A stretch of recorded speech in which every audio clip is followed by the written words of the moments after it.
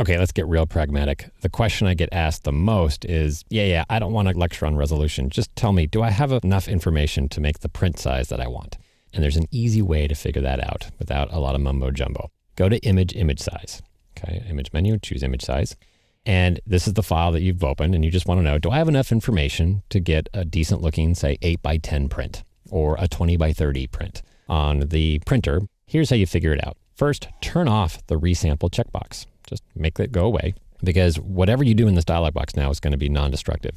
You can change the width, you can change the height. It's not actually going to change the amount of information in the file, so you've protected yourself here. What you're going to do is in the resolution field, you're going to click on the word resolution. That'll highlight that field for you, and just type in the target resolution for the output that you're going to. Okay, I'm trying to make that even simpler. For an inkjet printer, type in 240. You can even go maybe to 300, but 240 is a great number for inkjet printing. All right, so I'm going to type in 240. And look what happened. It made the width and height scale down or change to the largest print you can make without resampling the image, right? Because resample's turned off. Notice we don't have that turned on right now, so no resampling is going to occur.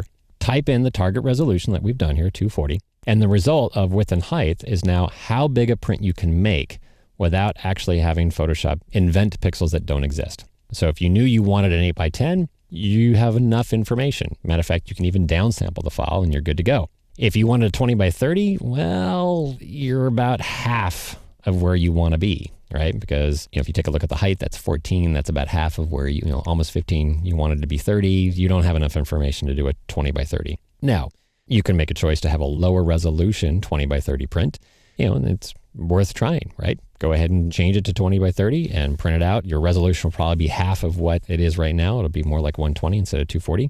Put it up on a wall, step back 5 or 6 feet, and if it looks good enough, then you have enough resolution. What I'm talking right now, though, is just how big a print can you make with the resolution you currently have present in the file without asking Photoshop to upsample or add pixels to the file in order to accomplish your goal. So if you knew you wanted an 8x10 back as in this example, and you're going to your inkjet printer, you typed in a resolution of 240, you're like, okay, well, that's bigger. The resulting dimensions are bigger than 8x10.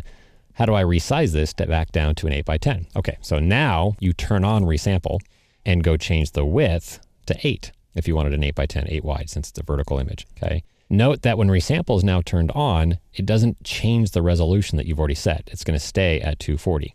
And what part 2 of this exercise has shown you is that this image isn't the same proportion as an 8x10. It's an 8x12 proportion. So I think that would be a 4x3, whereas an 8x10 is a 4x5 proportion. So all this tells you is, oh, okay, I will need to crop this image after I click the OK button. I would need to take off 2 inches, either from the top or the bottom, and create an 8x10 crop before I actually send this to the printer. So there you have it. Easy way to figure out just how big a print can I make. You go to image size, and you turn off resample image first. You type in the resolution you want. Let's say I want a 300 dpi file, okay? The biggest print I can make at that native resolution is 6.4 by 9.6. If I wanted a 5x7 in this case, I'm good. If I wanted an 8x10, I'm probably close enough. I won't notice any difference in quality there, probably. But if I wanted a 20x30 at that resolution, I'm probably not going to get the result I'm looking for. All right, well, now to dial in the dimensions again, turn in resample, turn that on, change the width to what you want it. So in this case, we want it to be 5. That gives you a 5 by 7.5 proportion. So in this case, you would just have to crop out 1/2 inch off the height.